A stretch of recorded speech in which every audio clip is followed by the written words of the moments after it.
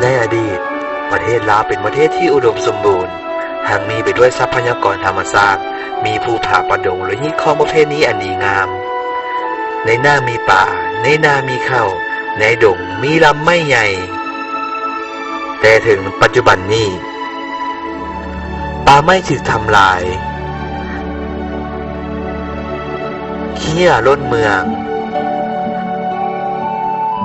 อาชญากรรมเกิดขึ้นอย่างหลวงหลาย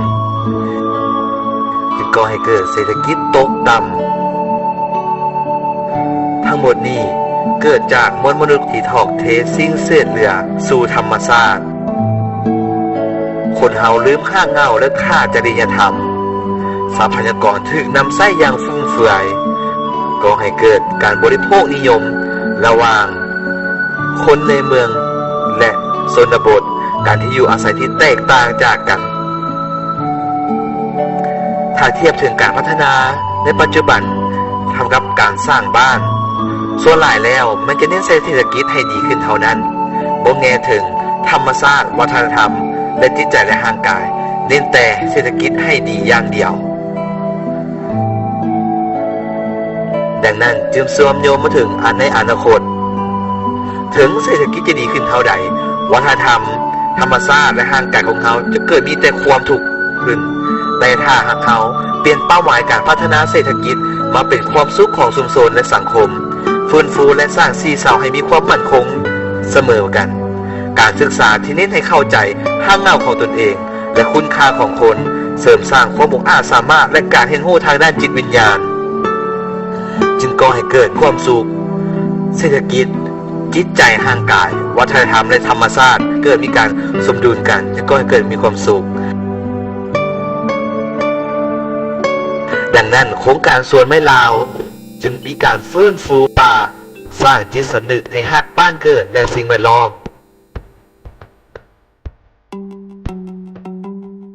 พัฒนาธรรมชาติให้ระบบนิเวศสมบูรณ์มีป่าไม้ที่เขียวงามไปทั่วทุกหนทุกแห่งมีภูผาป่าดงเต็มไปด้วยกกไม้ใหญ่มีสัตว์ป่านานาชนิดอย่างหลวงหลายจึงก่อให้เกิดมีแม่น้ำลำเซที่ไหลอย่างต่อเนื่องบ่ขาดสายการเป็นอยู่การทำให้กินการเฮ็ดไร่เฮ็ดนาก็เจริญงอกงามจึงเสริมยกเคิงวัฒนธรรมชีวิตของชุมชนนำใช้ป่าอย่างมีคุณค่าการช่วยเหลือซึ่งกันและกันการปรึกษาหารือกันการแลกเปลี่ยนข้อมูลระหว่างชุมชนการแนะนำให้เด็กน้อยรู้จักการหักป่ารู้จักวิธีการปลูกต้นไม้ให้เป็นป่านั่นคือวัฒนธรรมที่ดีของชุมชนก่อให้เกิดจิตใจและร่างกายเป็นแห่งความรู้คัดเงาจิตใจให้สดใสทางด้านชุมชนและชุมชนต้องเป็นเจ้าการในการร่วมมือช่วยเหลือซึ่งกันและกันถึงรวมถึงพระสงฆ์สามเณรชุมชนที่อยู่อ้อมข้างและนักเรียนนักศึกษาการช่วยเหลือซึ่งกันและกัน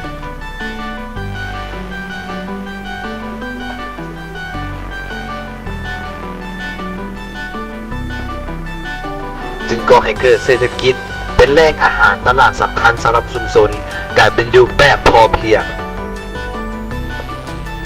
จึงเฮ็ดให้การเป็นอยู่การทำมาหากินน้ำป่าน้ำดงเจริญเติบโตมีพืชพันธุ์นานาชนิดอย่างหลากหลายเด็กน้อยมีความมนต์ซื่นในการท่องหาอยู่หากินน้ำป่า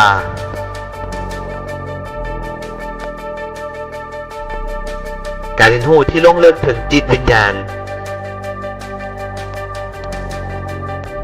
ผู้เฮ็ดเข้าใจและเฮ็ดได้จริงใจดังนั้นจึงเกิดให้เด็กมีความสนใจในการรักป่าอยากรู้วิธีการรักษาป่า